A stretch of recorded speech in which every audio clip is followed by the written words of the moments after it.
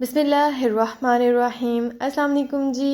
आज मैं आपके साथ शेयर करने वाली हूँ कैसे आप विदाउट ओवन और विदाउट बीटर के मज़ेदार सा टी केक घर पर कैसे बना सकते हैं। तो चलते हैं अपनी हम रेसिपी की तरफ।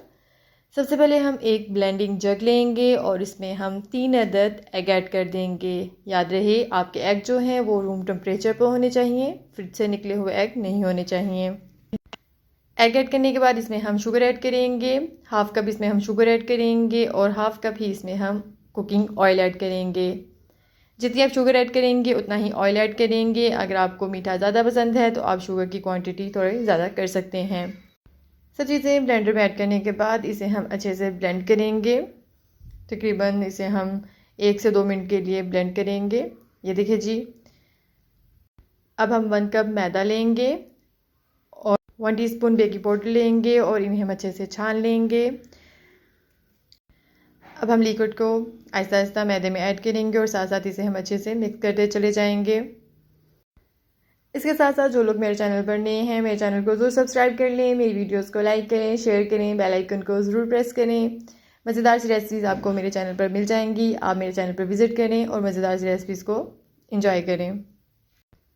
इसे हम बहुत अच्छे से मिक्स कर लेंगे।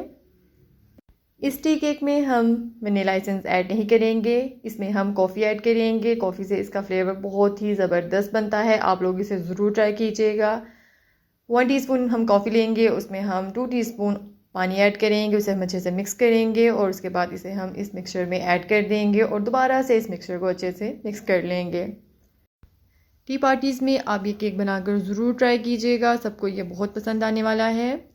ये देख सकते हैं आप हमारा जो मिक्सचर है बहुत अच्छे से रेडी हो चुका है, बिल्कुल रनी फॉर्म में आ चुका है।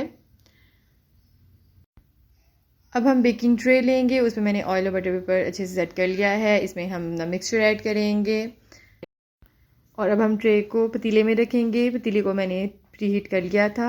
इसमें हम ट्रे रखेंगे, इसे हम कवर कर देंगे। कवर करने के बाद तकरीबन 40 मिनट के लिए इसे हम मीडियम फ्लेम पर पकने के लिए छोड़ेंगे।